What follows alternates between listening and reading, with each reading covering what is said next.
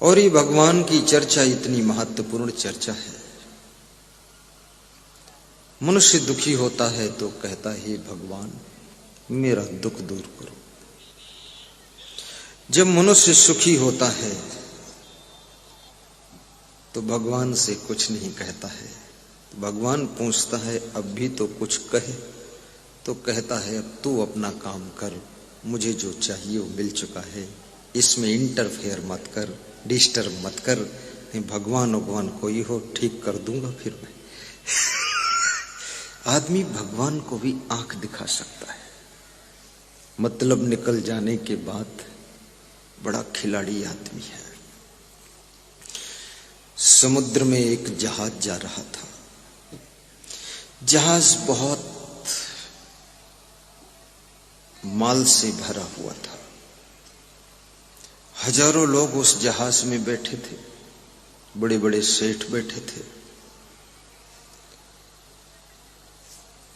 जो सबसे बड़ा सेठ था वो जहाज के नीचे तल्ला में चादर ओढ़कर सो रहा था। सोना भी जीवन की एक कला है, और जो ठीक से सो नहीं सकता वो ठीक से जाग नहीं सकता है, और जो ठीक से चबा चबा कर खा नहीं सकता वो भोजन को ठीक से पचा नहीं सकता, और जो व्यक्ति ठीक से सुन नहीं सकता वो फिर ठीक से बोल भी नहीं सकता।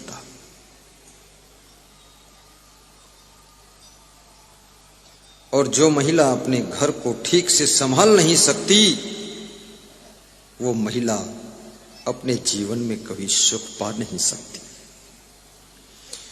जो पुरुष अपने घर में गम खा नहीं सकता वो अपने घर में कभी शांति पा नहीं सकता।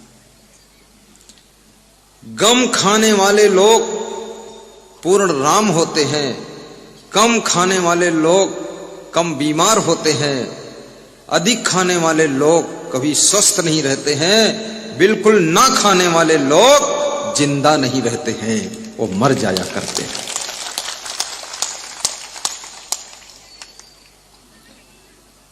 गम इतनी खाओ, कितनी खाओ।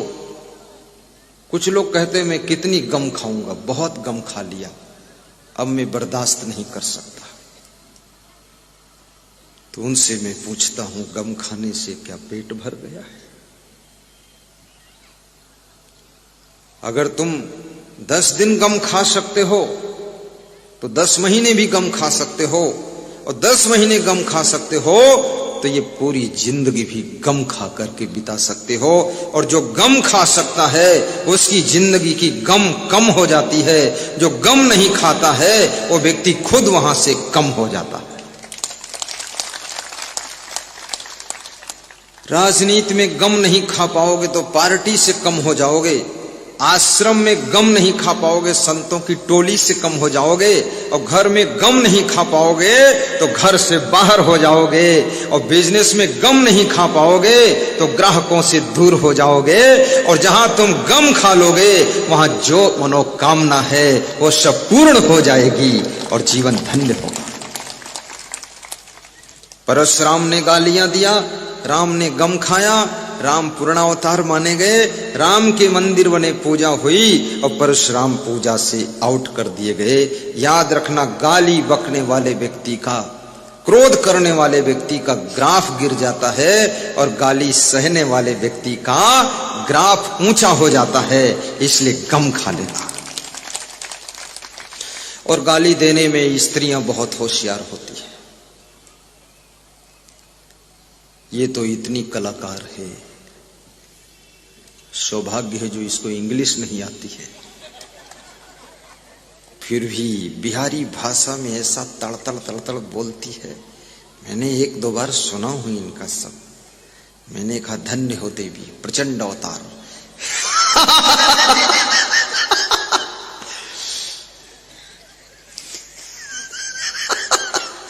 भजन वजन कुछ नहीं याद है।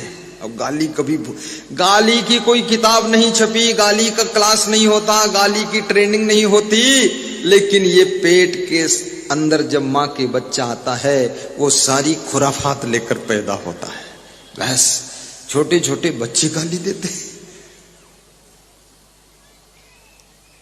लेकिन याद रखना, आपने सुना होगा कि मुट्ठी बांध सभी आते हैं, तो हाथ पसारे जाते, महा मोड़ता मोहित मानो गढ़ते झूठे नाते। मुट्ठी बांध सभी आते हैं, हाथ पसारे जाते, महा मोड़ता मोहित मानो गढ़ते झूठे नाते। महा मोड़ता मोहित मानो गढ़ते झूठे।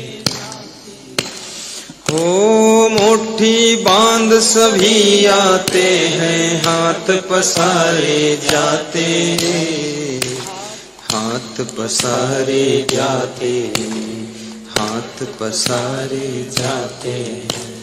महा मोड़ता मोहित मानो हो, महा मोड़ता मोहित मानो गढ़ते झूठे नाते, गढ़ते झूठे नाते, गढ़ते झूठे नाते। मेरा है ऐसा मूढ़ जन्म भर करता, मेरा है ऐसा मूढ़ जन्म भर करता। एक दिन मिट्टी के नीचे वह पड़ा पड़ा है सड़ता।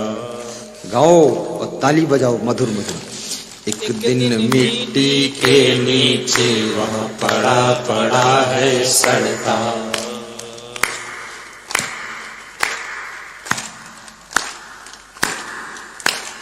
एक दिन मिट्टी के नीचे वह पड़ा पड़ा है सड़ता, वह पड़ा पड़ा है सड़ता। मैं मेरी माया के पिंजड़े से उड़कर निर्मोही, भाग चले जा उस प्रदेश को जो असंग या द्रोही। भाग चले जा उस प्रदेश को जो असंग या द्रोही। तो मैंने ये पंक्तियां क्यों सुनाई? इसलिए सुनाई कि लोग कहते हैं कि मुट्ठी बांधकर सब आते हैं। तो मुट्ठी बांधकर आते हैं तो मुट्ठी में क्या लाते हैं? मुट्ठी में सोने का सिक्का लाते हैं। क्या लेकर आते हैं मुट्ठी में? ये जो मां जन्म देती बच्चों को वो बता सकती है ये मुट्ठी में क्या लेकर आया है। मां उसकी मुट्ठी खोलती है और मां सोचती मुट्ठी बांध कर आया है तो पूर्व जन्म से कुछ लेकर आया होगा। अगर एक भी सोने का सिक्का 100 ग्राम का लाया होगा तो काम हो जाएगा। तो खोलती है, और जब मुट्ठी खोलती है, ये सब इधर जितनी माता ये सब मुट्ठी खोल चुकी है।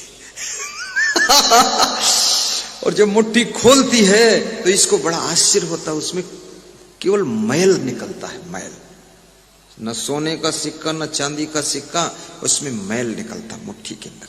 तो उस मैल को धोकर साफ करती है मां, और उसके बदन पर पूरा मैल लगा हुआ है बालक के अंदर, उसको भी धोती है, साफ करती है, और बालक को प्रेम से दूध पिला करके उसकी जिंदगी की शुभकामना करती है कि मेरा लाल जिंदा रहे और बड़ा होकर कुछ करे कमाल, ये मेरा लाल। अब याद रखना, फिर हाथ पसारे जाते, मुट्ठी बांध के आते हो, हाथ पसारे जाते। तो हाथ पसारे जाते हैं, कहते हैं कफन में जेब नहीं होती है, और जिसके कपड़ों में जेब होती है वो जेब भरने के लिए जिंदगी भर फरेब होती है, लेकिन कफन में कोई जेब नहीं होती है। पर मुर्दे को क्या चाहिए? कुछ नहीं। तुम दफन करो तो ठीक, उधर डाल दो तो ठीक, मुर्दे को कुछ नहीं चाहिए। परंतु याद रखना, मुट्ठी बांधकर हम आए हैं, इसमें मैल लेकर आए हैं। लोग कहते संसार में ना कुछ लेकर आए हैं ना कुछ लेकर जाएंगे, ये भी बात बताते। सुना है बात तुमने? लेकिन ये बात झूठी है, ये सच्ची नहीं है, झूठी। इस बात में दम नहीं है। तुम कुछ लेकर भी आए हो और इस दुनिया से बहुत कुछ लेकर भी जाने वाले हो। क्या लेकर आए हो? ये जीव जब संसार में आता है ना और जब जाता है तो दो चीजें लाता है और दो चीजें ले जाता है।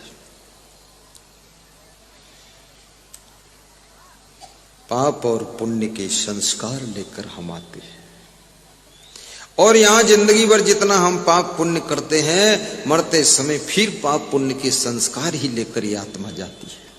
घर नहीं ले जा सकोगे तुम, सामान नहीं ले जा सकोगे तुम, लेकिन इतना याद रखना, जो अच्छा किया है उसका पुण्य जरूर तुम्हारे साथ जाएगा, जो बुरा किया है उसका पाप साथ में जाएगा।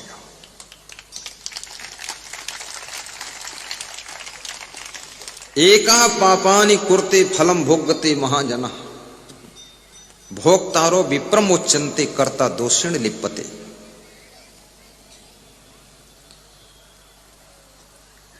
चाणक्य ने बहुत बात अच्छी लिखी है कि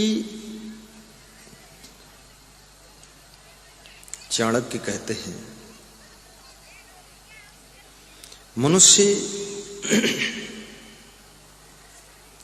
जब विदेश में कहीं जाता है और उसका थैला चोरी चला गया, जेब कट गई, सब बर्बाद हो गया, तो उसको कौन साथ देता है? विद्या मित्रम प्रवासिषु। और घर में मनुष्य को कौन साथ देता है? भार्या मित्रम गृहीश्च। भार्या यानी घर में तुम्हारा मित्र यदि कोई है तो वो भार्या है। भार्या किसे कहते हैं? भार्या यानी तुम्हारी पत्नी। व्याधि तयसधम मित्रम, और बीमारी में तुम्हारा मित्र कोई है तो वो दवाई है, औषधि है। और जिस समय तुम्हारी मृत्यु होती है उस समय तुम्हारा मित्र कौन है? धर्मे मित्रम मृतस्य च। धर्म ही तुम्हारा मृत्यु के समय मित्र का काम करता है। और धर्म यानी किसको धर्म कहते हैं? धर्म कहते हैं जो तुम पुण्य करते हो, सत्कर्म करते हो, अच्छे कर्म करते हो, सेवा कर्म करते हो, प्रेम करते हो, गम खा लेते हो, सहनशीलता रखते हो, धैर्य से जिंदगी जीते हो, उसको धर्म कहते हैं। और वही धर्म पुण्य बनकर तुम्हारे साथ में जाता है।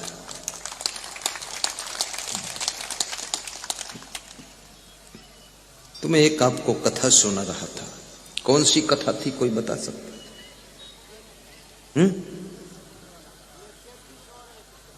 एक सेठ जी सो रहे थे जहाज में ना, नीचे तल्ला में। तो सोने दो ना, उसको क्यों जगाओगे? कैसे सोने दोगे तुम? क्योंकि तुम भी जाग रहे, हम भी जाग रहे हैं। सेठ कैसे सो सकता है? उठाना पड़ेगा इसको, जबरदस्ती उठाएंगे हम लोग। देखिए क्या हुआ। कहानी से थोड़ा प्रवचन आगे बढ़ जाता है। उस सेठ नीचे तल्ला में सो रहा है। जहाज के अंदर अनाउंस होता है, सूचना प्रसारित होती है, इनफॉर्मेशन, कि समुद्र में तूफान आने वाला है। मैंने बताया ना, लोग भगवान को भी धोखा दे देते हैं। उसी पर कहानी है। भगवान है कहां वो भी बताऊंगा आज परमात्मा की ही चर्चा होगी। आत्मा क्या है, परमात्मा क्या है, ब्रह्म क्या है, परब्रह्म क्या है, पूर्ण ब्रह्म क्या है, अधूरा ब्रह्म क्या है, ये सब बात बताऊंगा। बीच बीच थोड़ा आनंद की बात भी कर दूंगा, नहीं तो तुम सो जाओगे। ठीक रहेगा ना? हाँ, दाल चावल के साथ थोड़ा चटनी भी मिलनी चाहिए। और चटनी के चक्कर में तुम दाल चावल खा सकते हो, नहीं छोड़ दो कि खाओगे नहीं। चटनी, चटनी यानी थोड़ा आनंद आ जाए। तो जहाज में जितने यात्री बैठे थे सब घबरा गए, डर गए, पसीना पसीना हो गए, दुखी हो गए कि अब समुद्री तूफान आएगा, जहाज डूब जाएगा, क्या होगा। जिंदगी भी गई, धन भी गया, अब बचा क्या। सब घबराने लगी। अरे राम राम राम राम, घबराहट हो गई। सबने सुमिरन किया, हनुमान जी आए पाइए और बचाइए। हनुमान जी ने कहा कि अगर पेड़ पर चढ़े होते तो मैं कुछ करता, लेकिन इस समुद्र में मेरा कोई उपाय नहीं। राम को बुलाया कि राम जी तुम आइए। तो राम जी ने कहा कि यदि जंगल वंगल में होते तो मैं मदद कर देता, लेकिन यहां नहीं कर सकता। कृष्ण को पुकारा तो कृष्ण ने कहा कि मैं भी इसमें काम नहीं आ सकता। देखो, हमारे भारतीय संस्कृति में सभी प्रकार के देवता है। पेड़ वाला देवता भी है, जल वाला देवता भी है, जमीन वाला भी है, आकाश वाला भी है। देवता बहुत है। और मुझे आश्चर्य होता है, इतना देवता होते हुए भी लोग इतनी दारू पी रहे हैं। अरे 2-4 देवता जुट के इनको पीटो पाटो, कुछ करो, दारू की दुकान गिरा दो, कुछ तो करो यार। लेकिन हमारे देवता बहुत सीधे साधे हैं। कितने लोग तो देवता के चबूतरा पर बैठकर पीते हैं और देवता आशीर्वाद देता है, पी लो, ठीक, कोई बात नहीं। अरे कितने लोग उज्जैन में भैरव बाबा मंदिर ऐसा है जिनको भैरव बाबा को भी दारू पिलाते हैं कि बाबा थोड़ी तुम भी पियो, आपकी हम भक्त हैं, तो भैरव बाबा के ऊपर डाल देते हैं। और कितने लोग भांग खाते हैं, कहते ये शिव जी की बूटी है, जन्म जन्म की घूंटी है, बात हमारी झूठी है, कभी नहीं ये छूटी है, क्योंकि शिव जी की घूंटी है। खूब खाते हैं भांग। शिव जी कभी भांग नहीं खाए थे, लेकिन शिव जी के नाम पर भांग लोग खा रहे हैं। कृष्ण ने कभी किसी स्त्री को छेड़ा नहीं था।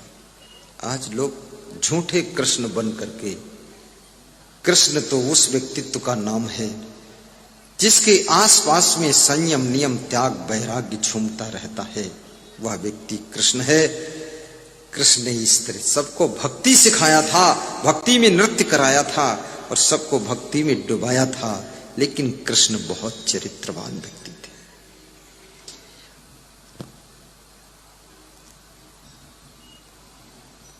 देवी देवताओं के नाम पर गलतियां मत कीजिए।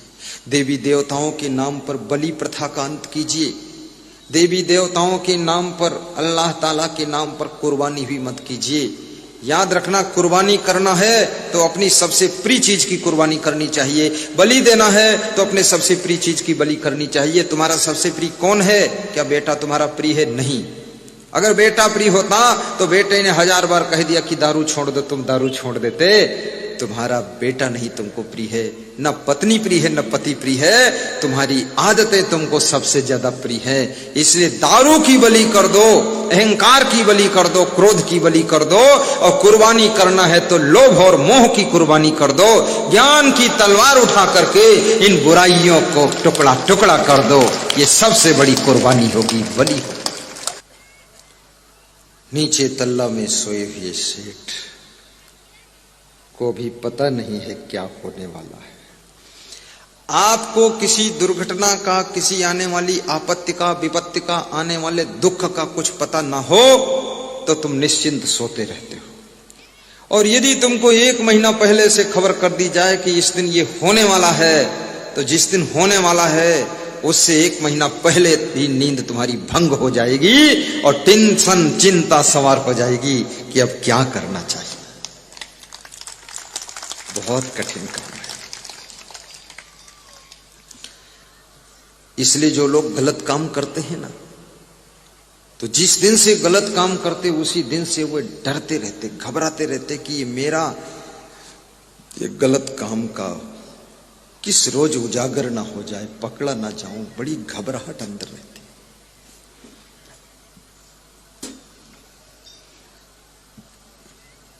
अगर गलती रुलाती है तो राहें भी दिखाती है। अगर गलती रुलाती है तो राहें भी दिखाती है। आपसे गलती हो जाए और आपको रोना आ जाए, आपकी आंसू झरझर गिरने लग जाएं, आपकी करुणा बहने लग जाए, तो समझ लो अब गलती के बाद तुम्हें कोई रास्ता मिलने वाला है। और आपसे गलती हो जाए, आपके अंदर अहंकार आ जाए, लड़ने के लिए तुम खड़े हो जाओ, सीना जोरी करने लग जाओ, तो समझ लो अब तुमसे बहुत बड़ी गलती होने वाली है। और दूसरी गलती होने वाली है, अब तुम अभी तक तो 2 फुट गहरे गड्ढे में डूबे थे, अब तुम 100 फुट गहरे कुएं में डूबने वाले हो। गलती हो जाए और आदमी झुक जाए, क्षमा मांग ले, आंसू निकल आए, तो समझ लो उसके आंसुओं की वेदना से वो गलती के दाग धुल जाते हैं। अगर गलती रुलाती है तो राहें भी दिखाती है। गा दूं? एक लाइन और है, गा दूं कि बंद करूं? वो सेठ को पकड़ूं? गा दूं? हाँ, पड़ा रहने तो सेठ को क्या, उसके लफड़ में फंसना। अगर गलती रुलाती है तो राहें भी दिखाती है। मनुज गलती का पुतला है, अक्सर हो ही जाती है। मनुज गलती का पुतला है, ये अक्सर हो ही जाती है। जो गलती को सुधारे उसे इंसान कहते हैं, पराया दर्द अपनाए उसे भगवान कहते हैं। पराया दर्द अपनाए उसे भगवान कहते हैं। किसी के काम जो आए उसे इंसान कहते हैं। किसी के काम जो आए उसे इंसान कहते हैं। बोलिए सद्गुरु भगवान की। बहुत सुंदर। जहाज में बैठे हुए बड़े बड़े धनवान सेठ लोगों ने सब देवी देवताओं का सुमिरन कर लिया। समुद्र देवता का सुमिरन किया, समुद्र देवता कृपा करो मान जाओ। लेकिन समुद्र जब राम की बात को नहीं माना था तो इनकी कैसे माने? तो सबने कहा अपन इतना क्यों परेशान होते हो, जिसका ज्यादा माल है, करोड़ों का माल है, वो कहाँ है, उसको जगाओ। तो किसी ने कहा वो जहाज के नीचे तल्ला में सो रहा है। बोले सो रहा तो वहां से जगा के लाओ। उसको वहां जाकर जगाया और उठा कर लाए। तो उसने कहा प्रॉब्लम क्या है, किसी की नींद में डिस्टर्ब करना भी तो पाप होता है। अरे बोले नींद, ऐसी नींद आएगी कभी जागोगे ही नहीं, तूफान आने वाला समुद्र में, तुम्हारे नींद का ढोंग निकल जाएगा। इस देश के अंदर कितने लोग ढोंगी नींद लेते हैं, बेईमान लोग चुप्पे ओढ़ के लेटे रहते हैं, सो तो नहीं रहे हैं पर सोने का ढोंग करते हैं कि अगर जागोगे आंख खोलोगे तो कोई काम बता देंगे तो काम करना पड़ेगा, इसलिए बेईमानी करके आंखें मूंदे रहते, चादर ओढ़े रहते, परंतु उनकी कीमत कम हो जाती है। जानने वाले तो जान ही जाते हैं तुम क्या कर रहे हो नाटक।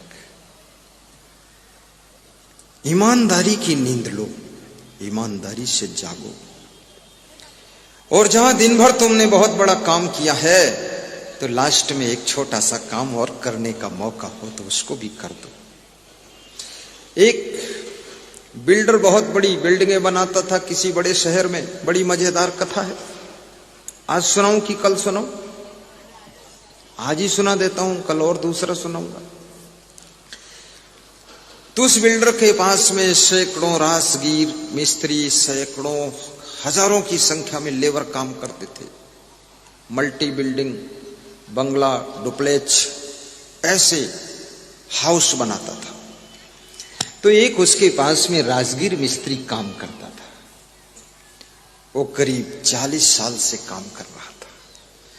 तो उस राजगीर मिस्त्री ने एक दिन कहा कि अब मेरे बेटे भी जवान हो गए, बहुएं भी आ गई, पोते भी हो गए, अब जिंदगी का बुढ़ापा भी आ गया, 65 साल उम्र हो गई, अब मालिक मुझे छुट्टी दे दो। तो उसका जो बिल्डर मालिक था वो बड़ा मजेदार था। उसने कहा, छुट्टी? तुम्हें हम छुट्टी दे देंगे तो हमें कौन छुट्टी देगा? छुट्टी उट्टी कुछ नहीं। बोले, नहीं मालिक, मुझसे अब तो काम नहीं हो पाता है, कृपा करो, मैं बुजुर्ग हूं, कमजोर हूं, अब नहीं करूंगा, अब बेटे लोग कमाएंगे, मैं खाऊंगा। बड़ी घटना घट गई। उस बिल्डर ने कहा कि मेरे मित्र, मेरे राजगीर प्यारे, जाते जाते छुट्टी लेने के पहले पहले एक मकान और बना दो। अब उस मकान बनाने में 1 साल का टाइम लगता। बड़ा मकान था, उसे बनाना था। तो उसने कहा, महोदय किसी और से बनवा लीजिए, मेरा परेशान मत कीजिए। नहीं नहीं नहीं नहीं नहीं, जहां आप मेरे साथ में 40 साल काम की, इतने मकान बनाए, इतने दिन साथ रहे, तो लास्ट में आपकी मेरे प्रेम की परीक्षा है, एक मकान और बनाओ, उसके बाद तुम चले जाओ। तो वो राजगीर मिस्त्री छुट्टी लेना चाहता था, उसका मन नहीं था काम करने का। तो उसने बेमन, बिना रुचि के, नो इंटरेस्ट, और मकान बनाना शुरू किया। उसने भी सोचा, अब मालिक के साथ इतने दिन प्रेम से गुजारे हैं, अब लास्ट में बात बिगड़नी नहीं चाहिए, चलो बना देता। तो बनाया, लेकिन बिना मन बनाया, रुचि से नहीं, और जल्दी जल्दी बनाया। और जब मकान बनकर तैयार हुआ, दरवाजा खिड़की सब लग गए, फिट हो गया, लाइट फिट हो गई, टाइल लग गए, बिल्कुल फिनिश। तब अपने बिल्डर मालिक को बताया कि आपका मकान रेडी हो गया, आपकी बात हमने डाला नहीं, बन गया, ये लीजिए चाबी। तो उस बिल्डर्स ने कहा कि मेरे साथ चलो, मकान दिखाओ तो कैसा बना है। तो अपने मित्रों को भी लेकर के गया साथ में वो बिल्डर, और बोले, मकान दिखाओ भाई, कैसा बना, आपने बनाया?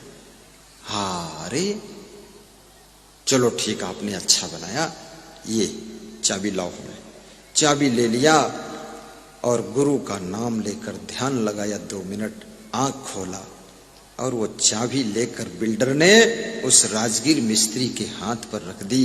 कहा, मेरे प्रिय मित्र, ये लास्ट मकान मैंने आपके लिए बनवाया है, ये आपको देता हूं, इसमें आप रहिए, ये आपका मकान है, आपने 40 साल सेवा किया, उसके लिए मैं आपको गिफ्ट देता हूं, तोहफा देता हूं, अपनी ओर से इनाम में मकान देता हूं, बुढ़ापे में इसमें सुख से रहो। अब इतना कहते ही वो राजगीर मिस्त्री रोने लगा, उसकी आंखों से झरझर आंसू गिरने लगे। उसने कहा, मैंने जिंदगी में सैकड़ों मकान बनाए, हजारों मकान बनाए, 40 साल तक मकान बनाए, अच्छे से अच्छे मकान बनाए, टॉप के मकान बनाए, सुंदर मकान बनाए, सुविधाजनक बनाए, मजबूत बनाए, लेकिन ये मकान सबसे खराब मैंने बनाया है। इसको मुझे नहीं पता था ये मेरे हिस्से में पड़ेगा, नहीं तो मैं इसको तो जी जान से जुटकर बनाता टॉप का।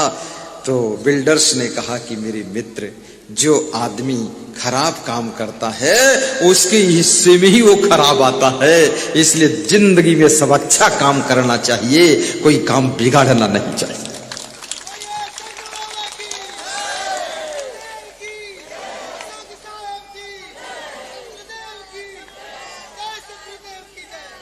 वाह वाह, ये आज तो 3-4 नंबर मिल गए। लगता है फर्स्ट आ जाऊंगा शाम तक, कल तक फर्स्ट डिवीजन हो जाएगी मेरी, हैं? हाँ, आप लोगों को ही नंबर देना है। चलो ठीक है।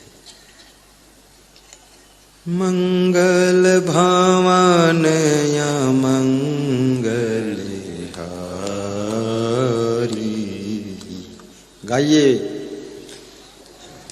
भवन या मंगल हारी, द्रवहु सुदशरथ अजीर बिहारी, द्रवहु सुदशरथ अजीर बिहारी, मंगल भवन या मंगल हारी। जोर से गाओ। मंगल हारी। बहुत मीठी चौपाई है।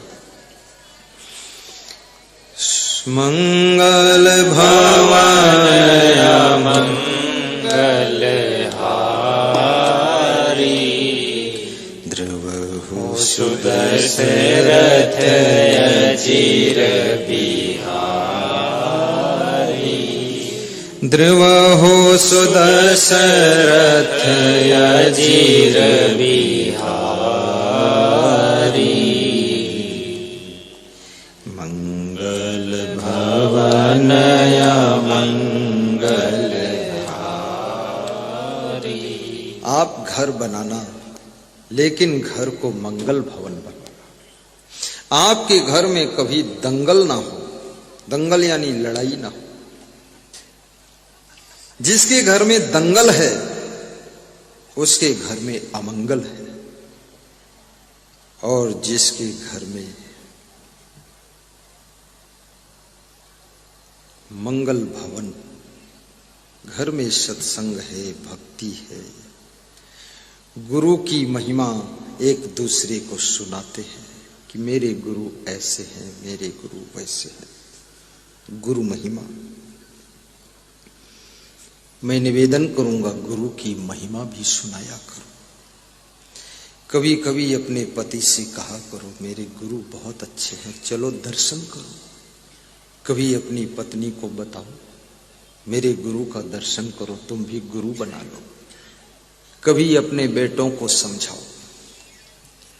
आज मेरे पास में एक उज्जैन से फोन आया, जिला पंचायत अध्यक्ष छिंदवाड़ा पूर्व कृष्ण कुमार डोबले जी। उन्होंने कहा गुरुदेव, महाराष्ट्र पांढुर्णा से मैं उज्जैन मध्य प्रदेश आया हूं, आपके आश्रम के लिए यहां जमीन ढूंढ रहा हूं, बड़नगर रोड पर, चिंतामण रोड पर, जहां सस्ती मिले, अच्छी मिले, ज्यादा मिले, तन मन धन से हम मदद करेंगे। लीजिए मेरी पत्नी को आशीर्वाद दे दीजिए। तो मैंने कहा पत्नी का तो पता भी नहीं, वो मुझे जानती भी नहीं। बोले नहीं नहीं, मैंने सब आपका गुणगान किया, आपकी अच्छी अच्छी बातें सुनाई, और उसको यूट्यूब में प्रवचन सुनाया, टीवी में सुनाया। मेरी वाइफ की भी श्रद्धा उतनी ही है जितनी मेरी है। वो आपका मिली नहीं है, हम मिल चुके हैं, हम गुरुमंत्र ले चुके, गुरुमंत्र नहीं लिया, लेकिन उसके अंदर आपका गुणगान करके मैंने श्रद्धा को जगाया है। एक दूसरे में श्रद्धा को जगाइए। सबके भीतर श्रद्धा सुसुप्त अवस्था में पड़ी रहती है, उसको जगाने वाला कोई जब मिल जाता है तो श्रद्धा का फूल खिल जाता है। और जिसके पास में श्रद्धा है, आज तुमको यहां पर कौन बिठाया? तुम्हारी श्रद्धा ने बिठाया है। और मुझे यहां कौन बिठाया है? तुम्हारी श्रद्धा ही मुझको लाई है, और तुम्हारी श्रद्धा ही तुमको लाई है। श्रद्धावान श्रद्धवा लभते ज्ञानम, और जिसके अंदर श्रद्धा होती है उसको ज्ञान की प्राप्ति होती है। धन्य हो। आइए, सेठ जी को जब जगाया जहाज में बैठे हुए सब लोगों ने, तुम सोच रहे होगे ये सेठ कितनी देर में जागेगा, बार बार गुरुदेव इधर उधर चले जाते, इधर उधर सब समझाते हुए चलता हूं, इसलिए इधर उधर जाना कोई तरफ नहीं, तुम्हारी तरफ ही आना है। सेठ उठकर बैठा और बोला, समस्या क्या है? सबने कहा समस्या ये है कि समुद्री तूफान आने वाला है, जहाज डूबने वाला है। तो हमने सब देवी देवताओं का सुमिरन कर लिया, कुछ हल नहीं हुआ, अब तुम कुछ करो। तो उस सेठ को बहुत डर लगा, क्योंकि उसका सामान 200 करोड़ का सामान उसमें लदा हुआ था, सोना भी था, चांदी भी था, हीरे भी थे। तो सेठ को बहुत डर लग गया। उसने कहा कुछ करना पड़ेगा। उसने ध्यान लगाया और कहा, हे समुद्र देवता, आपसे प्रार्थना है, मेरे पास में घर पर 1 करोड़ की हवेली है, 1 करोड़ का महल है, उसको मैं बेच करके गरीबों में, साधुओं में, धर्म में दान पुण्य कर दूंगा, लेकिन उस पुण्य के प्रभाव से ये तूफान रुक जाना चाहिए। सबने ताली बजा दी, जय जयकार हो गया। और समुद्र देवता को जब ये सुनाई पड़ा, थोड़ी देर में सूचना प्रसारित हुई कि तूफान जो पूर्वी दिशा की ओर आ रहा था वो मुड़ करके उत्तर दिशा की ओर चला गया है। सबके दिल ठंडे हो गए, सांस में सांस आ गई कि अब जिंदगी बच गई, ये कोई कम नहीं है। सभी सेठ हंसने लगे और सब खुश होने लगे कि बहुत बड़ा काम हो गया, जान बची तो लाखों पाए और लौट के बुद्धू घर में आए। लेकिन जिस सेठ ने 1 करोड़ की हवेली बेचकर दान करने का संकल्प ले लिया था, वो बहुत उलझन में फंस गया। समुद्र का तूफान तो शांत हो गया, लेकिन उस धनवान सेठ के भीतर तूफान शुरू हो गया। उसको बहुत असमंजस हुआ कि मेरी 1 करोड़ की हवेली चली गई, जान माल तो सबका बचा, बर्बाद हम हुए खाली। कई लोग दान देने के बाद भी पछताते हैं कि बर्बाद हो गई, और दान देने के बाद पछताने वाले को दान का पुण्य भी छीड़ हो जाता है, कुछ नहीं मिलता है। दान देने के बाद कभी पछताना नहीं, दान देने के बाद उत्साहित होना कि अभी 1 किलो घी दिया हूं गुरुजी को, अगले हरिद्वार कुंभ में 5 किलो घी देंगे। ऐसा उत्साह जब होता है तो आपका पुण्य 5 गुना बढ़ जाता है। आज एक माता जी खगड़िया से मुझे घी दे गई और 1 शीशी में तेल दे गई, और उसी में से एक माता जी आटा दे गई और दूसरी जो है दाल दे गई। तो दाल, घी, आटा और तेल सब है। अब उसका कहने का मतलब क्या है, आपके खाने के लिए सब मिल गया, अब तुम बिहार से विदा हो जाओ, गठरी लेकर जाओ। वो तीनों माताएं ये बैठी हुई है, खड़ी हो जाओ ना, पिंकी देवी, बबीता देवी, और क्या नाम बेटी है, शांति देवी, ये तीनों ने सलाह करके व्यवस्था किया है। अब जब मैंने बोल दिया गठरी बांध के विदा हो जाओ, बोले नहीं नहीं, अब ये दोबारा कुछ लाएगी भी नहीं हमारे लिए। वो सोचेगी कि उल्टा अर्थ लगाते, फिर आ जाएगा। ठीक ठीक, बैठो। बोलो सदगुरु भगवान की जय। दान देने के बाद खुशी मनाओ, दान का संकल्प लेने के बाद प्रसन्नता मनाइए। दान दे करके मन अगर खिन्न है तो समझ लेना दान भी व्यर्थ हो जाता है। मन खुश होना चाहिए। और इस दुनिया में क्या किसका है, कौन कहां, सब एक दिन छूट ही जाता है सबका। इसलिए छूटने से पहले हंसते हंसते इसको कुछ दान किया जाए, कुछ पुण्य किया जाए, कुछ परोपकार में लगा दिया जाए, थोड़ा भंडारा कर दिया जाए, और कासिमपुर में छोटे लाल कुशवाहा बन करके सत्संग करा दिया जाए।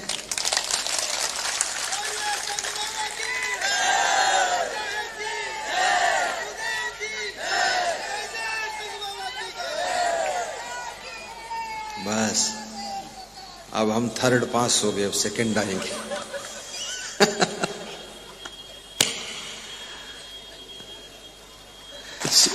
एक बात तुम लोग बताओ, हम जब विदा हो जाते हैं, बिहार से चले जाते हैं, उसके बाद भी तुम मेरी याद करते हो कभी कि नहीं?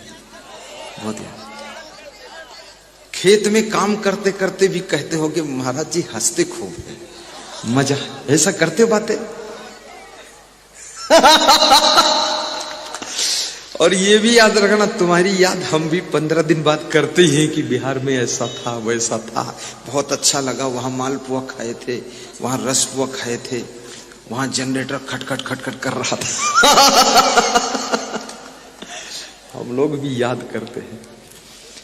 गैर मुमकिन है कि दुनिया तुमको भूल पाए, गैर मुमकिन है कि दुनिया तुमको भूल पाए।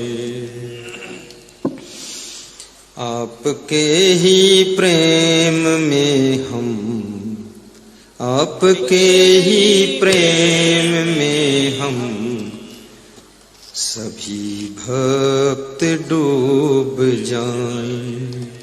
गैर मुमकिन है कि दुनिया आपको प्रभु भूल पाए। धन्य हो। अब वो सेठ अंदर अंदर घबरा रहा है, बाकी सेठ सब हंस रहे हैं, पर जिसने दान करने का संकल्प बोला है उसके अंदर दिल कांप रहा है कि कल हवेली बिकेगी, बेघर हो जाऊं।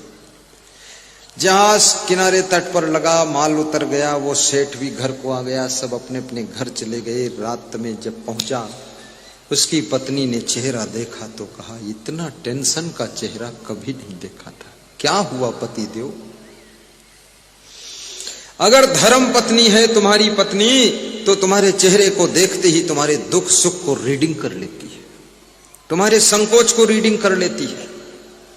राम जब संकोच में थे केवट को उतराई देने के लिए, तब सीता जी ने उनके मुखमंडल को देख करके रीडिंग किया कि उतराई देने को कुछ नहीं, इसलिए प्रभु संकोच कर रहे हैं, तो अंगूठी उतार कर सीता जी ने दिया कि अंगूठी लो दे दो, लेकिन प्रभु तुम संकोच न करो।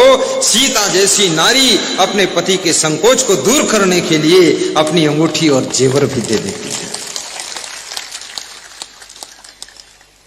क्योंकि नारी का बहुत बड़ा आभूषण तो पति का प्रेम ही होता है। कोकिला नाम स्वरूपम स्त्री नाम रूपम पतिव्रतम, विद्या रूपम कुरूपाणाम क्षमा रूपम तपस्वी नाम। कोयल का सुंदर रूप यदि कोई है तो उसका मीठा स्वर है। कोयल के शरीर में सुंदरता नहीं होती है, कोयल तो कोयला जैसा रंग होता है इसलिए कोयल कहा गया, लेकिन उसकी बोली में मिठास है इसलिए वही कोयली की सुंदरता है। और नारी की सुंदरता पतिव्रता धर्म है, पति से प्रेम करना, और पति अगर उसको प्रेम से मिलता है, प्रेम से बोलती है, तो ये नारी का सबसे बड़ा आभूषण है। और कुरूप बदरूप मनुष्य का आभूषण विद्या है, कला है, हुनर है, गुण है। और साधु का आभूषण, तपस्वी का आभूषण, तपस्वी का श्रृंगार यदि कोई है तो वो क्षमा है, दूसरों को क्षमा करे और खुद भी क्षमा मांग ले, यही तपस्वी की शोभा है।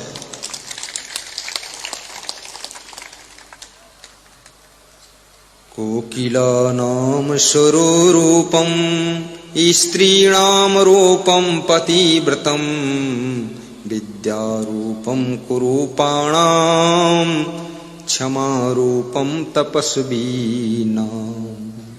जो क्षमा करे वो तपस्वी है, और जो क्षमा मांग ले वो महातपस्वी है। इसलिए कभी घर में गलती हो जाए, अपने माता पिता से भी क्षमा मांग लेना, अपनी बड़ी बहन से भी क्षमा मांग लेना, गुरु से क्षमा मांग लो, बड़े गुरु भाई से क्षमा मांग लो। और गलती ना हो फिर भी जो क्षमा मांग ले वो तो भगवान का रूप होता है। गलती नहीं है फिर भी कह देते हैं क्षमा कीजिएगा, भूल चूक से कोई गलती हुई हो तो माफ कीजिएगा, और अपना प्रेम देते रहिएगा। ये कितनी बड़ी महानता होती है। क्षमा बड़न को चाहिए, छोटन को उत्पात, विष्णु की क्या घट गई, जो भृगु ने मारी लात। क्षमा हूँ क्षमा मंदिर दो भ्राता। गाइए सब संत गाइए, भाव से गाइए, बॉम्बे की आवाज में गाइए। मुंह में माइक छुआ दीजिए, थोड़ा एक सुई की नोक भर छोड़िए, बाकी टच कीजिए। थूक न लगने पाए, इतना ध्यान रख। अनुचित बचन कहेऊं अज्ञाता, क्षमहु क्षमा मंदिर दो भ्राता। धन्य हो। क्षमा हो क्षमा मंदिर दो भ्राता, अनुचित वचन कहेऊं अज्ञाता।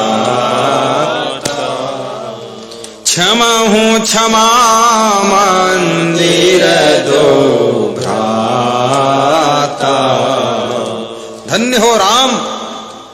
परशुराम कहते हैं मैंने अज्ञान बस आपको अनुचित वचन कहे, रे तू कहा, मूर्ख भी कहा, लेकिन तुम दोनों भाई क्षमा के मंदिर हो, मुझको क्षमा करो, माफ करो। परशुराम ने क्षमा मांग लिया।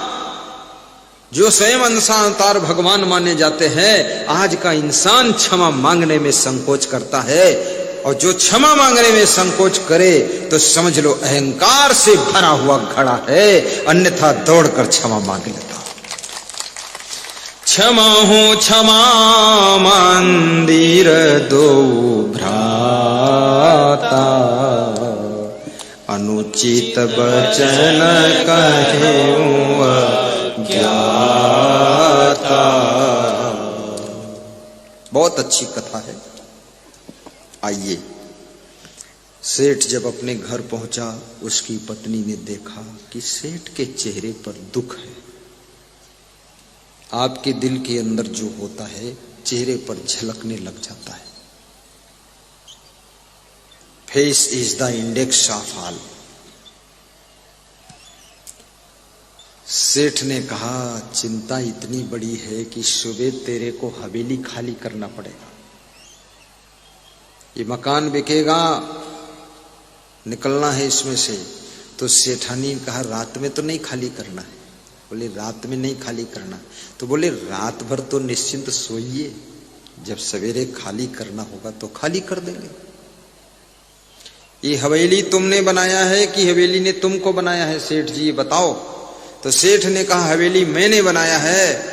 तो बनाने वाला बड़ा होता है कि जो बना है वो बड़ा होता है? सेठ ने कहा बनाने वाला बड़ा होता है। तो बनाने वाले तुम हो और तुम सुरक्षित हो, तो ऐसी ऐसी कितनी हवेली बन जाएंगी। सेठ जी चिंता मत करो, सो जाएंगी। जिस घर की स्त्रियों में समझाने की कला होती है, उस घर के पुरुष ज्यादा निश्चिंत रहा करते हैं, और जिस घर की स्त्रियों में उलझाने की कला होती है, उस घर के सभी पुरुष टेंशन में रहा करते हैं। बहुएं फैशन में और बेटे टेंशन, और बेटे बहुएं फैशन में और बेटे व्यसन में और माता पिता टेंशन में। मत उलझाना, समझाने की कला भी सीखो। सेठ के मन में थोड़ा निश्चिंतता आती है और सेठ थोड़ा नाश्ता करके लेट जाता है, लेकिन रात में सोचता रहता है क्या होगा। 2 बजे रात को गहरी नींद आ जाती है। 8 बजे सुबह तक सेठ सोता रहता है। सेठानी ने जगाया कि उठो पति देव। द्वार पर सब हवेली खरीदने वाले आ गए, दान लेने वाले आ गए, भीड़ लग गई, हजारों लोग खड़े हैं, आप सो रहे हो, उठो। सेठ उठा और मुस्कुराया, फ्रेश हुआ, स्नान किया, नाश्ता किया, बाहर निकला, बोला सबको मेरा राम राम। कैसे पधारना हुआ? बोले हवेली बेचो, तुमने समुद्र में कहा था, संकल्प लिया था। सेठ ने कहा ठीक है मैं बेच दूंगा। तो सेठानी ने पूछा सेठ जी बहुत खुश हो, शाम को बड़े चिंतित थे। बोले रास्ता निकल आया तो खुशी। तो सेठ ने कहा 1 करोड़ की हवेली है, लेकिन याद रखना हवेली चाहे सस्ती बिके चाहे महंगी बिके, मुझे चिंता नहीं, सब दान करूंगा। मेरी हवेली में एक मेरी बिल्ली रहती, वो भी 2 साल से इसी में रहती है, पली है। तो जो हवेली लेगा उसको बिल्ली भी लेना पड़ेगा। बोले बेच दो, बिल्ली हवेली दोनों ले लेंगे। बोले क्या कीमत? बोले मेरी बिल्ली की कीमत 1 करोड़ और हवेली की कीमत 1 रुपया है। एक सेठ ने बढ़कर पैसे दे दिए, पेमेंट हो गया, लिखा पढ़ी हो गई। अब सब लोग जुट गए, बोले कि अब दान करो, तुमने कहा था दान करेंगे। तो 1 रुपया उठाकर दे दिया, कहा ये बांट लो जाकर, क्योंकि हवेली 1 रुपये की बिकी है, 1 करोड़ की तो मेरी बिल्ली बिकी है, बिल्ली का पैसा मैं नहीं दूंगा, मैं हवेली का दान कर रहा हूं। सभी लोग आश्चर्य में डूब गए कि बड़ा खिलाड़ी निकला। भगवान समुद्र देवता को भी धोखा दे दिया है। समुद्र देवता भी सोच में पड़ गए कि दान का संकल्प लेकर जान तो बचा लिया, लेकिन दान किया नहीं। बड़े जो होशियार लोग होते हैं ना, वो इस तरह का खेल खेलते हैं, तुम जान भी नहीं पाओगे क्या करेगा खिलाड़ी आके।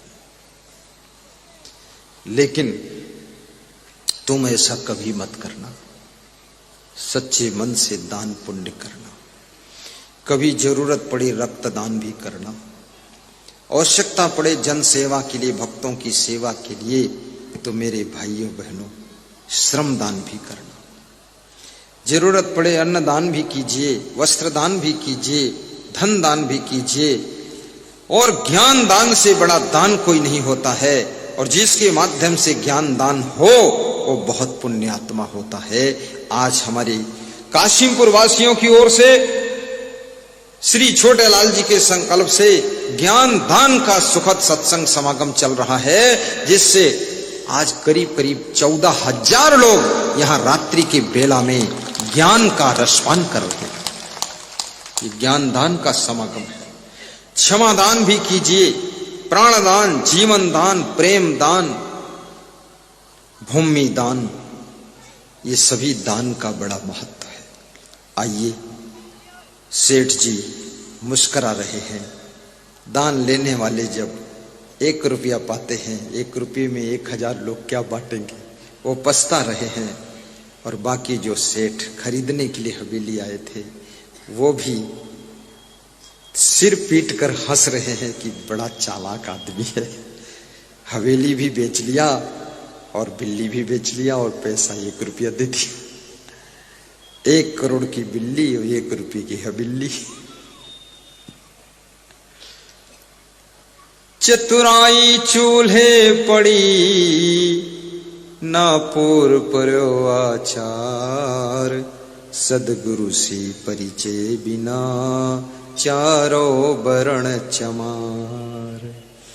गुरुदेव तुम्हारी जय जय हो, गुरुदेव। गाइए, मस्त गाइए। जय जय हे संत तुम्हारी जय जय हो, हे संत तुम्हारी, और जोर से गाइए, जय जय हो। भगवान तुम्हारी जय जय हो, भगवान तुम्हारी जय जय हो। हे नाथ तुम्हारी जय जय हो, हे नाथ तुम्हारी जय जय हो। गुरुदेव तुम्हारी जय जय हो, गुरुदेव तुम्हारी जय जय हो। कबीर तुम्हारी जय जय हो, कबीर तुम्हारी भाव से गाइए हो। गुरुदेव तुम्हारी जय जय हो, गुरुदेव सब गाइए, जय जय हो। हे संत तुम्हारी जय जय हो, हे संत तुम्हारी